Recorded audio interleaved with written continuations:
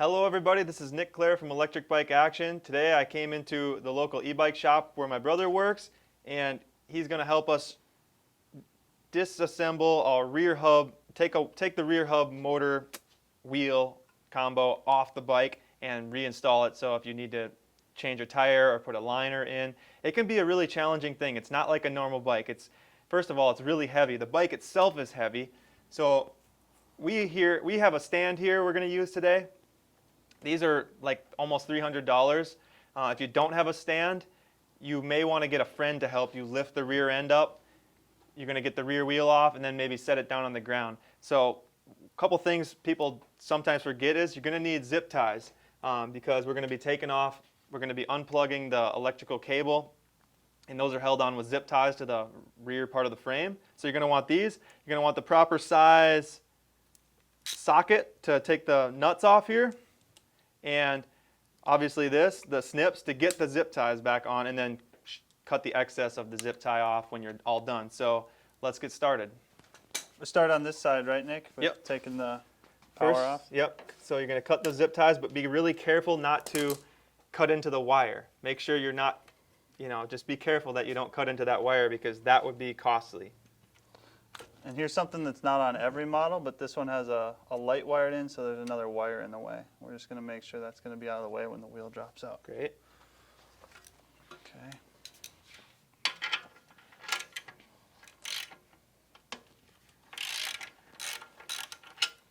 I'm going to slightly loosen up one side and get the other side going. And this is where it gets tough, where you might need a second hand to hold the wheel up. Sometimes the wheel, as you loosen up the nuts, the wheel will just want to fall out really fast. So you're going to want to make sure that you're hanging on to it or having a friend hang on to it. You can kind of use the fender a little bit, but some of them on a lot of bikes aren't totally sturdy. So just brace yourself and be ready for that wheel to kind of come out. I like to, on the drive side, take the whole nut and spacer off. It helps it clear the derailleur on this side. So when we take it off, and we really have to pull the derailleur cage back. And sometimes you need a little bit of a bump to get it to come out.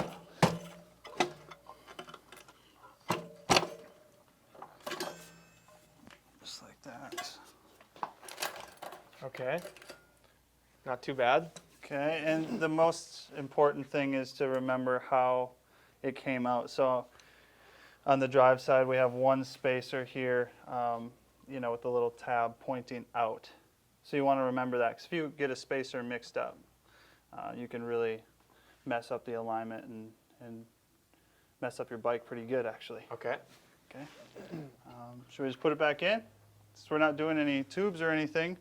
This is just going to show you how to take it on and off. So right? now what would be your first step? Obviously it's heavy. Yeah. But now what about this derailleur cage here? What are you going to do with that in order to get it out of the way to get the wheel back in? Yeah, so I like to start with just orientating the wheel, how it's going to go in. And drive side nut and spacer are off, but non-drive side isn't all the way off, so we're going to loosen it quite a bit just to get us the most space possible. And this is this directional? The axle that here? It is. So this bike, as it came out, the tab was on the downward side. Okay. Sometimes they're on the top, but on this one they're on the downward side, and sometimes they're flipped around. You just want to make sure you do exactly how it came from the factory. So you want that tab to be on the bottom, just like when we pulled it out. Yeah. And then this axle right here is actually shaped to fit in to these dropouts, and that if that's not set up and aligned to go up into the dropouts, that's where sometimes I think people run into problems. Yeah, it'll bind up and it's really tough. Okay. But so how I like to start is just get everything kind of set where I can grab it. I hoist it up there. This has got a fender, so I just kind of be creative how I can hold it and get that chain around there. Pull back the derailleur. Pull the cage back while also looking at the disc side, because you need to get the rotor into the brake cleanly. But see, this is where it gets tough. It takes a little patience to get that disc aligned up into between the pads too sometimes, doesn't it? Yes, and this is the biggest trick I've found is spinning that keyed axle, since you mentioned it had the slots in it, or the slotted side. I use a little crescent wrench to move it to buy myself the right kind of space. The axle right? itself, you're going to turn it so it goes Yeah. up into the dropouts? That's right. Okay. Yep, and if you could hold it up there Yep. for me. Yeah, having two people is very helpful. And obviously, if you don't have two people, and you can get a friend to help lift up the back end, possibly, and then pull that rear wheel out, and you can sometimes just set the bike on the floor until you get your tire changed and ready to put the wheel back on. Doesn't matter which side you tighten first, just as long as it's all the way in the dropouts.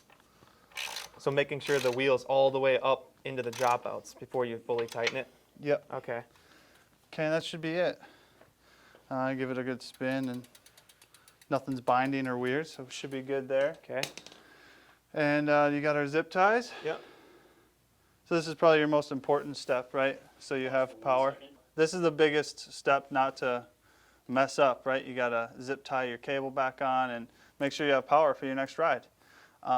So we're gonna connect the power cable. It should be arrows on it and be pretty obvious.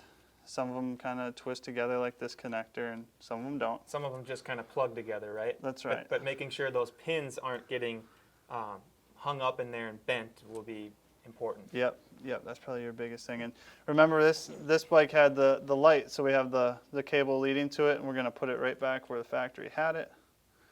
And we wired in the motor wire behind the kickstand, how they had it. And now we're just gonna get both of these wires, the power wire to the light and the power wire to the motor, right into the zip tie, and that's it. Trim it off and we go for a ride. That's all. Great. One zip tie for this bike. Yep. Okay. That's it. Cool. All right, so this can be kind of a challenge.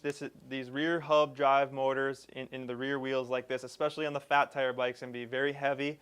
So have patience. Be prepared to use a little bit of muscle if you can, and get a friend to help you, because of course you can do it on your own. But if you have a friend to help you, especially if you don't have a stand, because if you're just like me and you don't have a stand, and you don't want to spend $300 on one, it is possible to do it without a stand on the ground. You're just going to want somebody to pick it up. So this has been how to take off a rear wheel, a rear hub drive, and put it back on.